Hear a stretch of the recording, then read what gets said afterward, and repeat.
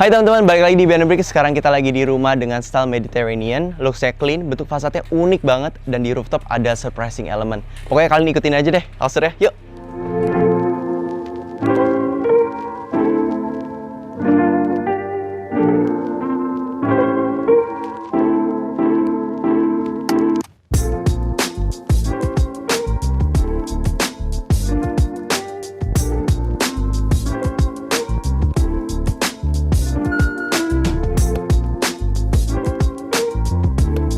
Oke teman-teman, sekarang kita di Whitehaven Villa bersama Pak Gustep dari GH Architect. Apa kabar Pak? Baik, baik. Wah, mantap nih. Boleh diceritain nggak dari konsep rumah ini nih, dari awalnya gimana ceritanya? Ya, jadi sebenarnya konsep awalnya memang kita menggabungkan konsep Mediterranean gitu ya dengan konsep Bali itu sendiri yang nanti tercermin di interiornya.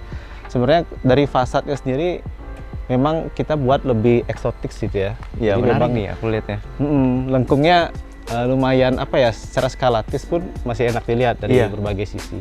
Dan kita juga tambahkan LED strip untuk menambah kesan untuk di malam harinya. Berarti gitu. kalau di malam bakal bagus ya? Betul, tempat foto nih. Wah, Instagramable. Iya, betul, betul. Oke.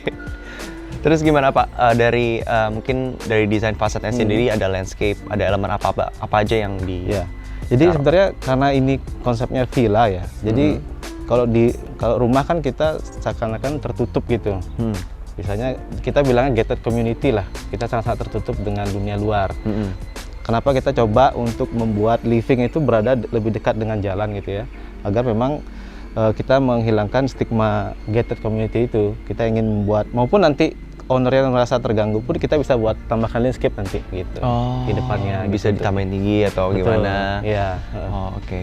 Ngomong-ngomong soal luas lahan sama luas bangunan rumah ini, nah ini yang ada yang cerita lucu. Jadi klien approach kita itu minta dibuatkan 4 villa dalam tanah yang 4 are. Tapi saya kebetulan karena tempatnya bagus, saya minta kenapa nggak dibuat 2 gitu. Ini yang 1,5 arenya. Ya, jadi kalau secara luasan sebenarnya lahan itu 1,5 are, dan luasan bangunan itu sekitar 197. Kalau gitu boleh ceritain nggak tentang dari material utama di villa ini apa sih? Nah, jadi material utama itu kita sebenarnya sedikit sekali materialnya, sangat-sangat sedikit. Dalam arti range-nya cuma 5-6 lah material yang kita gunakan. Dan itu pun kolaborasi dengan klien, karena klien pun juga sering membangun, jadi kita istilahnya hanya sampai design development, lalu klien menentukan gitu ya, lantainya apa, tapi dengan suggestion tetap dari arsitek gitu. Sebelum kita mungkin masuk, bisa bahas carport dulu nggak Pak? Mungkin ini dari carport sendiri pakai material apa nih Pak? Jadi ini carport kita pakai material andesit ya, seperti biasa sih. Untuk sebenarnya untuk susunannya juga lurus-lurus saja biasa, tanpa ada pola tertentu yang kita pakai. Dan lebarnya berapa nih Pak? Ini kalau kurang lebih sekitar 3,5 untuk satu mobil, untuk 2 motor itu masih bisa. Masih bisa ya? Iya. Oke, kalau gitu kita bisa lihat masuk sekarang? Boleh, ayo. Oke, yuk kita lihat. Oke, ini entrance-nya ya? Iya. Pintu utama? Betul. Aku juga lihat pintu utamanya kayaknya lebar nih. Ini lebar berapa nih Pak? Jadi lebar itu kita emang desain sekitar 1,2 gitu ya, 1,2 meter. Ini memang peruntukannya memang untuk masukkan barang-barang yang besar, karena ini hanya satu-satunya main entrance di sini. Nah gitu. Jadi aksesnya cuma satu ini doang Satu ini doang. Jadi ngeliat ini langsung ketemu dengan ruangan di dalamnya gitu. Wah, ini material apa nih Pak? Ya ini jati ya, jadi jatinya cukup lebar ya. Jadi memang kita pilih yang jati yang lumayan besar juga untuk size-nya, lalu kita gabungkan, dan handle-nya pun kita gunakan yang lebih art gitu ya, bukan yang biasa. Wah, ini pakai besi ya? Ya kayak bronze gitu. Bronze ya. Ayo kita sekarang masuk ke dalam. Oke, kita lihat ya. Oke. Ya. Wah, kita di welcome dengan apa nih Pak? Ruangan pertama. Ya, jadi kita sebenarnya desain di kali ini kita coba sebenarnya ada 2 opsi di awal itu, di desain fase awal, antara di sini untuk living atau di sini untuk dining. Tapi karena konsep yang tadi keterbukaan itu kita tetap suguhkan ke klien, jadi klien pun setuju untuk membuat di sini dining. Jadi dining ini ada void sampai atas, jadi kita bisa ngelihat nih ada material batu alam limestone random sampai atas. Limestone-nya melanjutkan sampai atas gitu ya? Iya. Ini dari floor to ceiling yang void ini tuh berapa kira-kira? Ini hampir 6,8. Wah, ya tinggi. Lumayan ya, Iya. tinggi juga ya. Terus juga ada bukaan cahaya di situ ya, dari jendela di situ. Ini sebenarnya kita benar-benar concern terhadap cahaya sebenarnya, karena memang ya, klien sendiri memang suka dengan cahaya yang begitu banyak gitu ya. Tidak menggunakan banyak energi waktu siang hari maupun sore. Jadi memang di balik energi itu kita coba memang ada bukaan yang sangat luas gitu, ada sirkulasi udara yang enak ketika semuanya itu dibuka di sini gitu. Oh, wow. Dan view dari dining ini ada pool area di situ ya? Iya, betul. Jadi ya poolnya ini sebenarnya memang peruntukannya untuk disewakan, jadi memang lebarnya pun kita sesuaikan dengan klien gitu. Kalau lebarnya sama panjangnya berapa kira-kira Pak? Ini 2,5 dikali 6. 2,5 kali 6 ya? Betul. Kalau orang Bali memang senangnya, kalau kita bilangnya sih konsep natah ya. Natah. Jadi natah itu sebenarnya pertemuan antara kehidupan bawah dengan atas. Jadi memang itu harus ada dalam arsitektur di Bali. Jadi kita coba mereplika itu dalam semua desain kita sih. Karena memang natah itu adalah soul dari rumah itu sendiri. Makanya kalau di beberapa tempat pasti ada taman di tengah. Itu mungkin butuhnya kita terhadap kehadiran alam di dalamnya gitu. Sekarang kita bisa ngelihat di area mana lagi? Di lantai satu tuh ada apa aja? Jadi di sini dining, di sini ada kitchen island, dan di sini ada kitchennya. Wah, ini kitchennya ya? Ya. Wah, ini kalau islandnya sendiri, ini pakai custom atau gimana? Ini pakai material apa nih Pak? Ya, ini jadi ini materialnya jati bawahnya ini, dan ini terrazzo. Terrazzo ya? Iya, terrazzo yang dipolis. Jadi kita coba semaksimal mungkin untuk tidak ada stain gitu ya, karena kan terrazzo agak sulit maintenance-nya.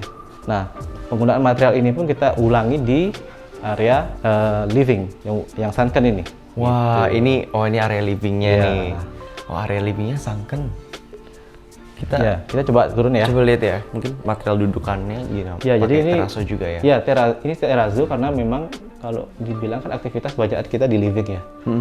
Ini memang untuk mengurangi stain atau kotor itu pada dinding, terutama kita waktu kita senior ya. Jadi kan kadang-kadang di sini sering kotor gitu. Oh iya. Di sini pun juga, dan ini tadi yang saya bilang bahwa kita bisa ngelihat view dari living ini ke depan gitu ya. Dari ke depan sambil ya. menikmati landscape-nya gitu. Bukan cahaya sampai atas nih. Betul. Kurang lebih kalau jendela sendiri tingginya berapa nih Pak? Ini sekitar 2,9 sampai 3 kalau nggak salah. 3 meter tingginya. Jadi lumayan tinggi memang. Biasanya tuh kalau penempatan jendela itu tuh akan ada yang floor sampai ceiling, ada yang kayak gini. Iya. Itu tuh ada apa ya namanya ya, diskusinya nggak sih kayak gimana sih enaknya gitu. Sebenarnya kalau penempatan atau tinggi level jendela itu sangat tergantung kepada apa yang ada di antara itu. Gitu. Di antara itu maksudnya di sini kan ada landscape. Jadi kalau kita membuat dia lebih turun, kemungkinan ada apa istilahnya ya?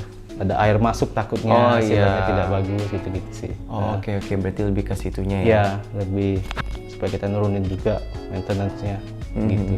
Oke. Berarti sekarang apalagi nih Pak, dari lini living area, terus ya sebenarnya ada ini ruangan living ya kita buat sedikit gini ya, sedikit cuaan juga di sini. oh ini ya. Ya, ini memang tujuannya memang kalau villa Mediterranean kita perlu banyak amenities untuk meningkatkan kualitas gitu ya, kualitas ruangnya. Jadi memang ini sederhana. Jadi emang ada strip light-nya di sini. Oh, ada LED strip-nya ya. Ada jatinya juga. Wah, jadi lebih kelihatan mungkin kesan Betul. kalau di malam hari ya. Iya. Oke. Dan aku juga notice emang semua pintu di dalamnya itu Arch dibikinnya arch ya. ya. Oh, itu ada kayak emang stylenya seperti itu ya dari awal sampai Betul. dari Iya. depan sampai dalam gitu ya. Jadi pengulangan itu kita coba kita ulangi di beberapa elemen ya, terutama pada pintu dan di arch depan itu juga kita lihat, dan ini juga ada arch. Di kolam pun kita usahakan bentuk arch. Dan kalau memang kita ingin membuat arch semua, terutama di aluminium ini, tapi memang harganya lumayan tinggi kalau kita buat lengkung gitu. Jadi tapi masih saling apa ya, saling memberikan ruang yang lebih enak lah, dalam arti tidak mengganggu bentuk lingkaran yang lain gitu. Dan biasanya kalau misalnya di lantai 1 tuh ada powder room nih, Pak. Kira-kira di sini ada powder room? Ada. Gitu? Nah, ini dia. Kita coba ya ke sini. Coba kita lihat ya. Oke. Nah, ini powder roomnya. Jadi memang besarnya cukup lah. Top table-nya masih memakai terrazzo. Dan ini ada batu marmer juga yang dibuat sebagai wash basinnya ya. Terus kacanya juga bulat. Iya, buat juga. Jadi ya ini ada ratan juga. Jadi tetap kita mainkan di material itu sih. Terus berikutnya kita mana nih, Pak? Jadi kita ada kamar satu di bawah yang menghadap langsung dengan pool. Wow, oke, kita coba Jadi lihat. sebelum masuk kita ada amenities. Amenities dan Iya. cokan-cokannya ya. Betul. Jadi nah untuk wardrobe sendiri itu kita memang buat lebih masuk agar lebih rapi gitu kelihatannya Iya. ya.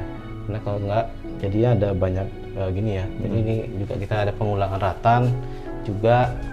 Nah baru masuk kita ketemu sama nah ini Ini kamar mandi dulu ya, ya, kamar berarti mandi. ya. Kamar mandinya semua juga stylenya mirip ya, sama. Hampir mirip ya, hampir semua mirip. Cuman mungkin di sini ada tempat showernya ya. Betul. Oke. Jadi tonnya hampir semua sama. Kalau dari material toilet sendiri di lantainya itu apa ya? Ini material marmer yang dipecah yang ukuran 5 x 5 cm sih.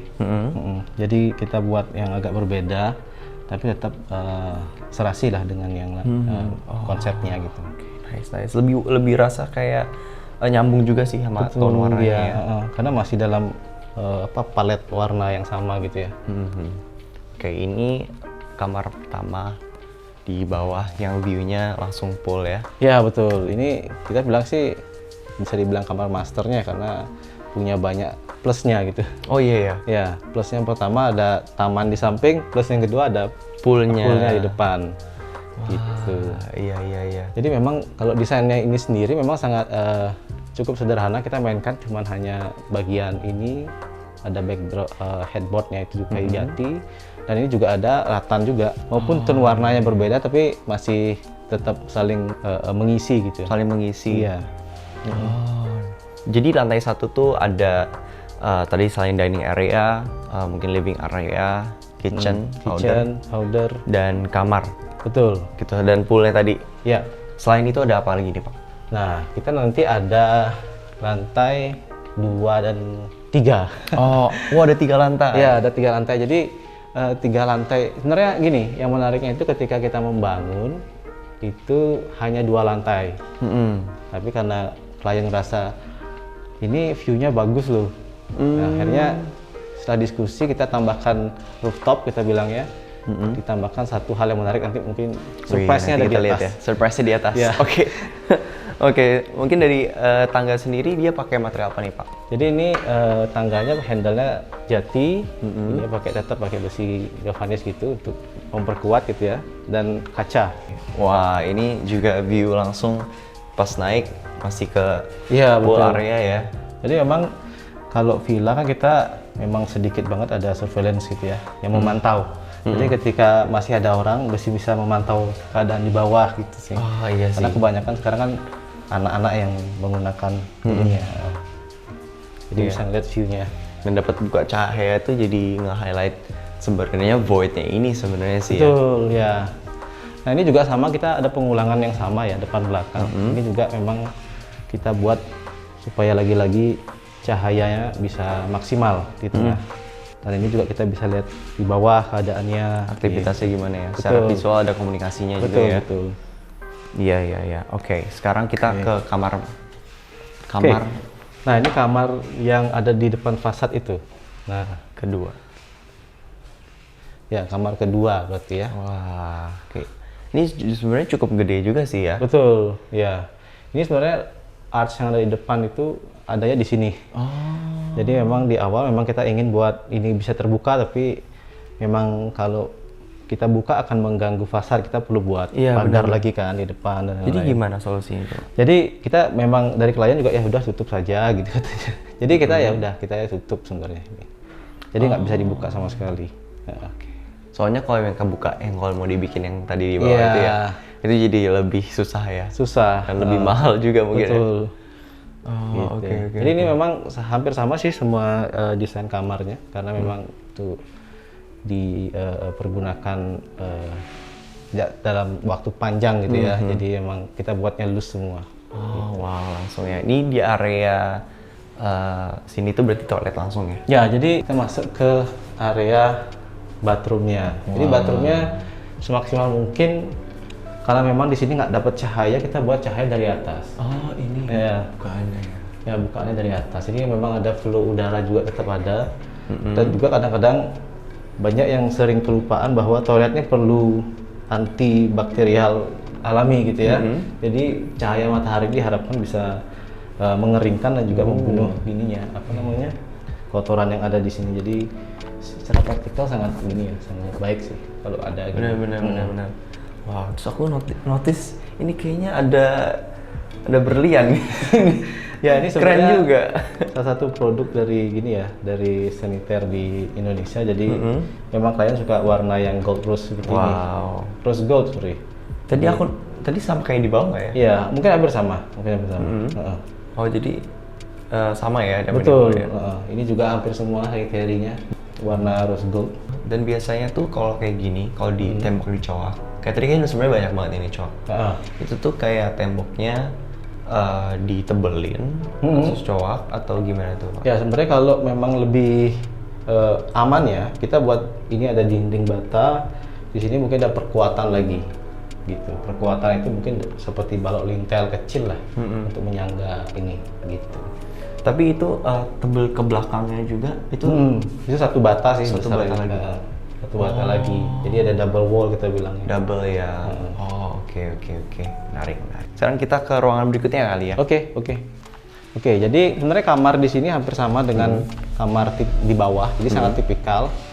Jadi kalau memang gimana kita naik ke atas. Ini surprise-nya ada di atas. Oke, langsung aja kalau gitu. Ini ternyata tipikal. Oke. Ya. Surprise-nya ada di sini. Surprise-nya di mana nih, Pak? Nah, ini tiba-tiba ada Wah, bathtub. gimana nih konsep ini, Pak? Ya, ini juga sebenarnya suatu yang tidak terduga juga, maupun bagi saya klien memilih ada bathtub di sini. Tapi ketika saya tarik mundur gitu, alasannya cukup masuk akal. Karena mereka di sini ingin membuat area komunal gitu ya di atas. Area komunal. Jadi kalau ada teman bisa kumpul-kumpulnya di sini lebih banyak. Oke. Ini pemandangannya yang mahal di sini sebenarnya. Wah, Jadi kita seru. bisa melihat hampir 180 derajat lebih ya. Iya. view-nya. Karena memang belum ada pembangunan di sekitarnya. Benar. Jadi sangat-sangat indah gitu ya kalau dibilang. Ini sebenarnya ide yang menarik sih, karena mungkin nggak kebayang ya kayak orang punya bathtub tapi di rooftop. Iya. Ini jadi teman-teman bisa ngelihat kayak, oh kalau bathtub di rooftop tuh kayak gini. Iya. Ini selain rooftop dan communal area tuh biasa tempat ini dipakai buat apa lagi nih Pak? Biasanya sih ketika klien punya tamu, kita harapkan mereka bisa berkumpul di sini gitu ya. Ini memang belum ada banyak furniture, tapi kita coba nanti ada meja yang lebih panjang, bisa dining table yang agak panjang gitu. Dan juga kita bisa buat area barbecue gitu. Kita udah siapin sih berapa colokan di sini gitu, stop kontak. Jadi bisa manggang.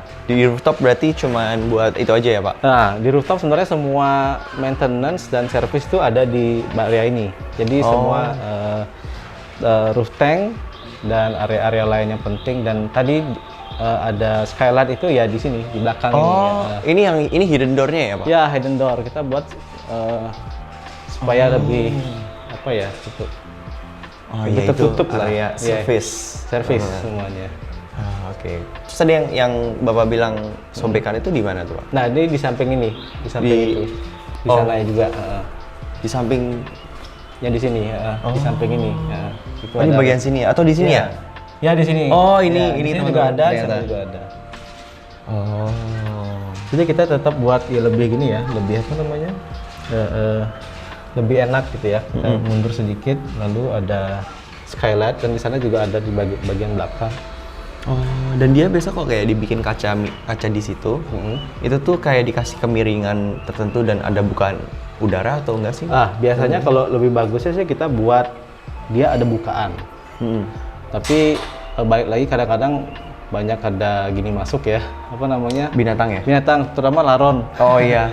Ya jadi mungkin keputusannya ada yang ditutup, ada yang dibuka. Tapi bagusnya sih memang dibuka ya. Tapi model desainnya mungkin seperti akuarium, nutupnya itu. Nah, jadi air juga nggak bisa masuk. Oke, iya. Mungkin kita bisa ngomongin tentang teknis lebih lagi di bawah kali ya, ngomong tentang proses desain sama konstruksi ya. Boleh. Oke, yuk. Oke, sekarang teman-teman kita pengen nanya dari proses desain sampai proses konstruksi itu berapa lama sih Pak? Oke, jadi seperti saya bilang di awal ya. Jadi proses desain itu kita nggak panjang karena memang dari awal kita kerjasama dengan kliennya udah ngerti bangunan. Jadi kita sampai hanya di design development. Design development itu kurang lebih 1 sampai 2 bulan kurang lah untuk penyelesaian design development itu. Dan konstruksinya kurang lebih setahun. Tapi ya itu tadi di awal konstruksi itu ada kendala. Iya, ada kendala. Ada kendala itu 3 bulan tidak dapat tukang sama sekali gitu. Mungkin karena over development itu ya. Jadi klien harus menunggu 3 bulan dan akhirnya baru bisa start setelah ada pengrajin dan tukang yang bisa gitu. Oh, jadi di antara tadi ya desain sampai memulai konstruksinya itu ada 3 bulannya. 3 bulannya yang kosong. Kurang lebih total ya jadi mungkin 17 bulan kali ya? Iya, mungkin 1,5 lebih lah penyelesaiannya. Jadi ya itu tadi sih kendala yang ada di saat pembangunannya. Kendala lainnya karena ini memang masih, kita bilangnya masih kosong ya. Jadi semua infrastruktur itu kita harus supply dari awal, terutama drainase depan gitu kita harus buat. Drainase depan kita harus buat, PDAM juga kita harus panggil dan lain-lain. Jadi banyak prosesnya ketika membuka lahan baru ya. Iya, benar. Dan kita juga harus memikirkan tetangga. Tetangga itu dia buang airnya harus sama dengan kita nih jalurnya. Iya, benar. Jadi mau nggak mau memang itu kita tetap concernkan ke klien. Kadang-kadang beberapa development dia nggak membuat infrastrukturnya dulu, dan akhirnya membebani lahan atau nggak ranah publik lah, itu yang kita concern gitu. Kalau buat kayak ini kan tadi aku lihat tanahnya juga miring ya. Betul. Itu juga salah satu concern nggak sih Pak jadinya? Ya, sebenarnya di awal itu klien mau buat satu dulu. Tapi resikonya ketika membuat satu itu kadang-kadang tanah itu tidak stabil dan dia bisa miring ke kiri atau miring ke kanan. Makanya kadang-kadang kalau rumah bertingkat dan lain-lain itu dibuat berbarengan. Kalau tidak berbarengan pun kita harus buat shoulder cap, istilahnya itu penahan tanah di bawahnya itu. Yang istilahnya seperti bor pile untuk menahan tanah supaya tidak miring ke sana atau ke sini gitu. Jadi kalau di sebelah pun membangun, nantinya harus disiapkan itu. Kalau tidak, ketika dia menggali kan ada kemungkinan itu terjadi sih. Tapi ya semoga enggak. Tapi itu memang suggestion dari kontraktor yang sangat, dari sipil yang penting. Makanya kalau banyak yang tidak ingin meng-hire konsultan demi murah, tapi kejadiannya bisa panjang gitu loh. Maksudnya dampaknya gitu kan. Jadi penting banget ya teman-teman buat bisa siapin dulu, make sure tanahnya juga udah sudah ready lah. Jadi nggak ada masalah yang menghasilkan jangka panjang gitu ya. Betul itu juga. Wah, kalau beli satu malah keluar 2 kan. Iya. Benar. Selain dari kayak mungkin persiapan konstruksi kayak gitu, dalam pembangunan di rumah ini apa yang menantang sih sebenarnya, paling menantang? Sebenarnya yang menantang itu di waktu proses itu kita memang tidak terlalu banyak dilibatkan karena memang klien sendiri memang paham. Hanya dilibatkan ketika mengecek strukturnya gitu. Jadi strukturnya memang kita membantu, ada freelance atau konsultan luar yang ikut istilahnya membantu perhitungan lah gitu. Kalau buat kayak tadi aku mau nanya nih, kayak buat limestone ini kan benar-benar kayak asli limestone. Ini penyusunannya tuh gimana sih kira-kira? Ya, ini memang limestone memang banyak dipakai di villa-villa atau rumah ya di Bali ya, karena memang source atau sumbernya memang dari sini, dari daerah ini gitu. Jadi secara sumber pun dekat. Jadi kita pilih ini untuk memperkaya lagi suasana kawasannya ini gitu. Jadi emang asalnya dari kawasan ini, limestone ini. Jadi untuk pengerjaannya sendiri ada banyak tipe, ada yang kipas, ada yang ini yang random, ada yang kotak gitu. Jadi ini yang termasuk paling mahal karena memang craftman-nya banyak dipakai di sini. Jadi emang tukangnya harus punya skill. Kalau enggak itu beda hasilnya. Jadi kayak puzzle the puzzle gitu. Betul, ya, seperti puzzle. Karena harus hancurin, Iya. terus harus disambungin Iya. sebelah-sebelahannya lagi. Betul. Ini seperti ya kita buat puzzle, kita masukkan puzzle-nya, bukan puzzle-nya udah ada gitu, bukan. Iya, Jadi kita buat tapi puzzle, bikin puzzle-nya. Bikin puzzle-nya. Terus ya benar. Oh, oke. Kalau ngomong-ngomong soal kalau budget bisa di-spill nggak kira-kira? Nah, untuk budget sebenarnya klien sudah info ke kita untuk tidak di-spill. Oh, ya, oke. gitu. Kalau begitu, misalnya penonton pengen lihat karya-karyanya Bapak Boleh, nih atau boleh. mungkin nanya-nanya lagi, kira-kira bisa di mana nih? Ya, jadi bisa di GH Architect _. Nah, itu underscore inget. Itu Instagram ya? Instagram, ya. Oke, di karena Instagram. nanya sih. Bisa di sini. Langsung aja ya. Dan mungkin itu aja dari House Surya kali ini. Thank you banget Pak Gustep. Thank you ya, thank you. Dan teman-teman jangan lupa untuk komen kalau mau tanya-tanya lagi. Like, share, dan juga subscribe supaya tidak ketinggal episode berikutnya. Bye-bye. Bye.